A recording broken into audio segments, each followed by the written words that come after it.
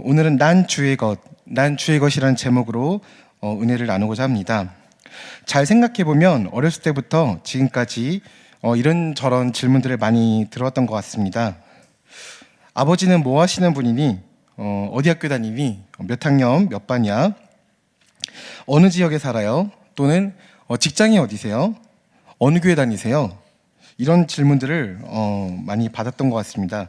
이 질문들을 조금만 깊게 살펴보면 소속에 대해서 묻는다는 것을 알 수가 있습니다. 사람이 살아가는데 소속이라는 것은 매우 중요합니다. 우리가 아는 연예인이나 가수들도 어느 기획사를 만나느냐 또 어느 소속사에 들어가느냐에 따라서 잘 나가던 사람이 갑자기 소리 소문도 없이 사라지기도 하고 별로 시큰둥하던 사람이 어느 날 대스타가 되어 있는 것을 보기도 합니다. 우리 결혼 전에 연애할 시기에 이런 말들을 듣습니다. 보통 주변에 있는 지인들, 가족, 친척, 친구 등 결혼대책위원 추진회에서 조언을 해주는 내용인데요. 남자는 여자를 잘 만나야 인생이 피는 거야. 여자는 어떤 남자를 만나느냐에 따라 인생이 달라져. 이런 말들을 듣습니다. 결혼 대상을 잘 만나야 결혼 대상을 잘 만나서 결혼을 해야 된다는 이야기인데요. 결국 소속이 어디로 되느냐가 중요하다를 이야기하는 것 같습니다. 소속이라는 것이 참 무섭습니다. 소실적인 음악을 참 좋아했었는데요. 문화 대통령 서태지를 넘어서 웅태지 또는 마이클 잭슨을 제끼고 마이클 웅슨이 되어보겠다고 다짐도 했었습니다. 그래서 홍대 클럽이나 공연장을 자주 가곤 했습니다. 이건 저희 아내도 모릅니다. 아내 가죽 자켓을 입고 홍대 합정 쪽에 딱 들어서는 순간 예전에 저는 사라지고 홍대 문화로 새 사람이 되는 것을 느낄 수 있는 밤이 많았습니다. 근데 그때는 그것이 재밌고 흥분되고 젊음의 열기를 만족시키는 것처럼 느껴지긴 했지만 자랑스럽진 않았습니다. 소위 말하는 좀 노는 척, 잘난 척, 잘 나가는 척은 했을지 모르지만 별로 뿌듯하진 않았습니다. 그렇게 놀면서도 제 머릿속에는 죄악의 도시 홍대, 유흥이 넘치는 거리 홍대, 나의 젊음을 불태울 수 있는 불타는 홍대라는 생각이 좀 많았습니다. 사실 저는 요즘에도 홍대를 자주 찾습니다. 제가 다니는 교회가 홍대에 자리하고 있기 때문입니다. 참 신기한 것은 요즘에는 홍대 지역에서 들어설 때 참 자랑스럽습니다. 무언가 생명력이 느껴지고 함께 손잡고 부둥켜 울며 예배할 청년들이 눈에 보이고 마음이 뜨거워집니다. 오늘 받을 말씀이 기대되어져서 길거리에서 눈물을 흘리기도 합니다. 이것은 저의 소속이 바뀌었기 때문입니다. 저는 지금 홍대 세교회를 다니고 있습니다. 저는 존경하고 사랑하는 나의 목사님 밑에서 교육자란 어떻게 해야 하는가, 목회란 무엇인가를 감히 줄탁동기로 정말 가까이서 감사하게도 배우고 있습니다. 그리고 제갈공명을 뛰어넘는 황은호 목사님과 너무나도 대단하신 선임 교육자분들과 함께 같은 방을 사용하고 있습니다. 그리고 새벽 3시까지 지치지도 않고 기도하시는 무시무시한 성도님들을 섬기고 있습니다. 저는 무적의 청소년부 149 절대 지치지 않는 친구들과 함께 신앙생활을 하고 있습니다. 또한 양가 부모님을 모시는 못난 아들이며 손님이 아닌 사위 같은 아들 같은 사위이기도 합니다. 또 한 아내의 남편으로서 집안의 가장이기도 합니다. 그리고 아브라함처럼 100세를 살아야 주시려나요? 라는 기도를 하게 만드는 하나님께서 예비하신 아이의 예비 아빠이기도 합니다. 이것은 저의 소속이며 저 자체이기도 합니다. 지금으로부터 수년 전 결혼이라는 것을 했습니다. 왜 그런지 모르겠습니다. 그때 전 너무 어렸습니다. 혼인신고와 여러 서류 신청일로 시청과 동사무소를 갔었습니다. 신청을 마친 후에 저의 이름으로 가족 등본을 띄웠는데 서류 안 제 이름 아래 한 사람이 있었습니다. 저는 순간 감동해서 눈물을 흘렸습니다. 내가 왜 그랬을까? 전 너무 기뻐서 그 사람에게 전화를 했습니다. 그러자 그 사람은 저에게 자신의 이름으로도 한 장 띄워달라는 요청을 했습니다. 그래서 저는 순종하는 마음으로 500원을 주고 한 장을 더 띄웠습니다. 그러자 이번에는 그 사람 이름 아래 제가 있었습니다. 그런데 갑자기 제 가슴이 뛰기 시작하는 것입니다. 아, 이 사람이 내 아내이구나. 아, 나는 소속이 바뀌었구나. 라는 생각을 가졌습니다. 저희는 지금 행복하게 살아가고 있습니다. 물론 믿음이 좀 필요합니다. 수구초심. 사자성어에 수구초심이라는 말이 있습니다. 자기가 태어난 근본을 잊지 않음을 가리키는 말입니다. 지금의 우리는 조금 가난하다고 해도 땀을 흘려서 열심히 일하면 그래도 살아갈 방법이 좀 있습니다. 그러나 우리 선조들의 근본이란 이 정도 차원이 아니었습니다. 신분을 뜻하는 그 신분에 구속되어 어쩌면 죽어서라도 벗어나고 싶은 죽음보다도 더한 고통의 굴레 속에 살았을 것입니다. 방송 프로그램 중에 옛날 물건들, 집안의 갑오 등을 가지고 나와서 진짜인지 그러면 그 가격은 얼마나 되는지 이야기하는 진품 명품이 있었습니다. 진품 명품 초기 시절에 어느 중년의 남자분이 양복을 잘 차려입고 집안 대대로 갑오인 한문으로 쓰여진 종이를 가지고 나왔습니다. 두루마리 정도의 큰 종이에 한문이 빽빽히 쓰여져 있는 것이었습니다. 방송국에서는 이것을 크게 펴서 판넬에 멋지게 장식하였고 그것을 시청자들에게 보여주었습니다. 프로그램의 진행 방식에 따라서 이런 귀한 물건을 가지고 나온 본인도 가격을 적어서 내었습니다.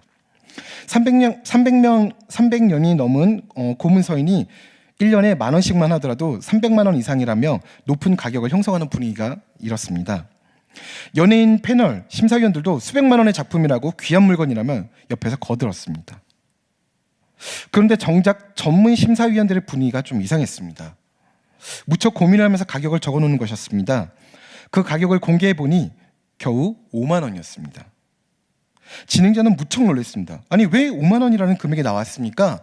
라는 질문을 하자 심사위원들은 어렵게 이야기를 꺼냈습니다. 이 문서는 노비 문서입니다.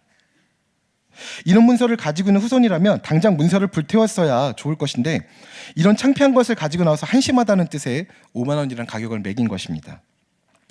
즉 당장 태워도 좋을 것이지만 오래되었으니 5만 원이라는 가격을 쳐준 것뿐입니다. 고문서를 가지고 나온 신사의 표정은 달라지기 시작했습니다. 자신의 조상이 노비였다는 것을 알려주는 문서를 본인이 가지고 나왔으니 얼마나 당혹스럽고 곤욕스러웠겠습니까? 주위에 확인이라도 해보면 좋았을 것을 이런 후회가 막 일었을 것입니다. 현대 사회에서 노비 문서 하나만으로 소속이 바뀌진 않습니다. 그러나 비록 본인이 아니더라도 노비 계열로 들어간 것 같은 기분, 그 기분을 신사는 참을 수가 없었을 것입니다. 당신의 소속은 어디십니까? 지금 내 옆에 앉아있는 또는 집에 있을 사랑하는 부모님, 남편, 아내, 자녀들, 사랑하는 가족의 구성원이며 동시에 소속이십니까? 내가 다니는 직장, 학교, 동호회 또는 내가 제대한 군대의 소속이십니까? 그렇다면 당신의 영혼의 소속은 어디십니까? 저의 소속은 예수 그리스도입니다. 비록 빛나는 명찰은 없고 디자인이 멋진 명함은 없습니다. 한눈에 알아볼 수 있는 유니폼을 입고 있지는 않지만 분명히 저의 소속은 예수 그리스도입니다. 저의 소속은 예수 그리스도입니다. 이 말을 다른 말로 하면 이렇습니다. 난 주의 것입니다. 난 주의 것입니다. 난 주의 것이기 때문에 내 부족함들, 내 연약함들 모두 주님의 사랑 안에서 주님께서 돌보신다는 것을 믿습니다. 난 주님의 것이기 때문에 쓸 곳 없던 나를, 갈 곳 없던 나를 주님의 은혜로 인도하신다는 사실을 믿어 의심치 않습니다. 난 주의 것이기 때문에 살든지 죽든지 호흡하든지 내 목숨이 다하여 끊어져 땅속에 묻히거나 불태워진다고 해도 난 주님의 것이라는 것을 의심하지 않습니다. 난 주님의 것이기 때문에 이 삶의 이유도 이 생명의 목적도 오직 주님이시라는 것을 난 자신 있게 이야기할 수 있습니다. 오늘 본문 빌립보서 1장에 명확하게 고백하고 있습니다. 나의 간절한 기대와 소망을 따라 아무 일에든지 부끄러워하지 아니하고 지금도 전과 같이 온전히 담대하여 살든지 죽든지 내 몸에서 그리스도가 존귀하게 되려 하나니 이는 내게 사는 것이 그리스도니 죽는 것도 유익함이라. 당신의 소속은 어디십니까? 우리의 소속은 예수 그리스도이길 소망합니다. 오늘 본문 말씀, 우리의 간절한 기대와 희망은 어떤 일에도 부끄러움을 당하지 않고 부끄러워하지 않고 전과 같이 큰 용기를 가지고 살든지 죽든지 언제나 그리스도만을 높이는 것입니다. 이것은 내게 사는 그리스도이므로 죽는 것도 유익하기 때문입니다. 바울은 빌립보 교회는 바울의 두 번째 선교 여행 때 세워졌습니다. 신약은 지도를 보지 않고는 잘 이해할 수가 없습니다. 지도를 보면 사도 바울이 교통시설이 얼마나 불편했는지 그 시절에 얼마나 광범위한 지역을 다니며 전도에 힘썼는지 그 수고를 알 수가 있습니다. 그는 여러 번 죽을 뻔했고 자주 굶주렸고 고통을 당했다고 말을 합니다. 그는 열댓 명이 감당하기도 힘든 사역을 혼자서 감당했습니다. 그는 다른 누구보다 많이 기도했고 많은 사람들에게 복음을 전했습니다. 그러면서도 그는 그리스도가 내 몸 안에서 영광스럽게 되기를 원한다고 말을 했습니다. 바울은 그 많은 수고를 감당하면서도 자신에게 영광을 돌리지 않고 그리스도가 내 몸에서 영광스럽게 되기를 원한다는 고백을 하였습니다. 그러나 이것은 굉장히 당연한 것입니다. 다시 말해 자신이 살아있는 것이 하나님께 유익하다면 그것이 자신이 사는 유일한 이유라는 것입니다. 우리가 살아도 주를 위하여 살고 죽어도 주를 위하여 죽나니 그러므로 사나 죽으나 우리가 주의 것이로다. 로마서 14장 8절에 기록되어 있는 말씀의 고백이 우리의 진심, 우리의 진정한 내 삶을 담은 진실한 고백이 되기를 간절히 소망합니다. 어떤 연인이 있었습니다. 학업과 학교 때문에 장거리 연애를 하게 되었습니다. 장거리이기 때문에 자주 만날 수가 없었습니다. 그래서 한 번의 만남은 참 많은 의미를 가지고 있었고 굉장히 복된 날이었습니다. 그녀와의 데이트 날짜가 잡혔습니다. 남자는 열심히 공부하고 늦은 새벽에 그녀의 기쁨이 되기 위해서 데이트 때 먹을 것과 놀 것들을 상세히 조사하여서 환상적인 데이트 코스를 짰습니다. 남자는 무척 피곤했지만 그녀와의 즐거운 시간을 상상하며 꾹 참았습니다. 마침내 기차를 타고 서울로 상경하여 어제 준비했던 것들을 사랑하는 그녀에게 선보이기 시작했습니다. 설레었습니다. 그녀의 미소를 기대하며 하나씩 풀어가고 있는데 이상하게 그녀는 별로 기뻐하지 않는 눈치였습니다. 급기야 화를 내며 짜증을 내기 시작합니다. 그리고 집에 가겠다고 협박을 했습니다. 남자는 도대체 이해할 수가 없었습니다. 학생이라서 그렇지 않아도 없는 돈에 그래도 그녀가 좋아한다는 정보를 입수해서 회며 새우며 바다의 진귀한 것들을 준비했는데 화를 내다니. 지도까지 출력해온 남자는 자존심이 있는 대로 상했습니다. 그러자 그녀는 엉엉 울기 시작했습니다. 아이처럼 울기 시작했습니다. 남자는 화가 나서 그녀를 보지 않다가 눈시울이 빨개진 그녀를 남자는 우선 달래기로 했습니다. 울지마 울지마. 예수님과 같은 보이스로 그녀를 달랬습니다. 대체 무엇이 마음에 안 드는 거야? 그녀가 대답했습니다. 내가 원하는 게 아니잖아. 내가 원하는 게 아니라고. 맞습니다. 우리는 상대방이 원하는 것을 해줘야 합니다. 그것이 진정한 기쁨이 될 수 있습니다. 결혼 후에야 남자는 그녀가 그렇게 말했던 이유를 알 수 있게 되었습니다. 그녀의 집은 부여였습니다. 싱싱한 회들과 새우들이 살아 숨쉬는 부여였습니다. 넓디 넓은 바다와 거룩한 어시장에 가까이 있는 부여였습니다. 그 이름도 찬란한 부여, 바로 부여였습니다. 그러니 서울에 있는 횟집은 정녕 그녀의 기쁨이 될 수 없었던 것입니다. 제가 실제로 비교해봤습니다. 새우 크기 자체가 다르더라고요. 대하라고 해서 다 같은 대하가 아니었습니다. 머리 차이가 벌써 엄청났습니다. 우리의 소속은 예수 그리스도입니다. 그렇기 때문에 우리는 주님의 것입니다. 그렇기 때문에 하나님께서 원하시는 것을 제대로 알고 하나님께서 원하시는 것으로 기쁘게 해야 합니다. 하나님께서 원하시는 것을 어떻게 알 수 있을까요? 하나님의 말씀을 통하여서 알 수 있는 것입니다. 하나님의 말씀이 되어져 있는 성경을 통해서 알 수가 있습니다. 성경을 살펴보면 하나님은 사랑에 굉장히 관심이 많다는 것을 알 수 있습니다. 또한 사랑에 대해서 얼마나 중요하게 생각하시는지도 알 수가 있습니다. 요한 1서 4장 8절. 사랑하지 아니하는 자는 하나님을 알지 못하나니 이는 하나님은 사랑이심이니라. 1장 4절 11절. 사랑하는 자들아 하나님이 이같이 우리를 사랑하셨은즉 우리도 서로 사랑하는 것이 마땅하도다. 누가복음 6장 32절입니다. 너희가 만일 너희를 사랑하는 자만을 사랑하면 칭찬받을 것이 무엇이냐? 죄인들도 사랑하는 자는 사랑하느니라. 사랑장이라는 별명을 가지고 있는 고린도전서 13장입니다. 내가 사람의 방언과 천사의 말을 할지라도 사랑이 없으면 소리나는 구리와 울리는 꽹과리가 되고 내가 예언하는 능력이 있고 모든 비밀과 모든 지식을 알고 또 산을 옮길 만한 모든 믿음이 있을지라도 사랑이 없으면 내가 아무것도 아니요 내가 내게 있는 모든 것을 구제하고 또 몸을 불사르게 내어줄지라도 사랑이 없으면 아무 유익이 없느니라.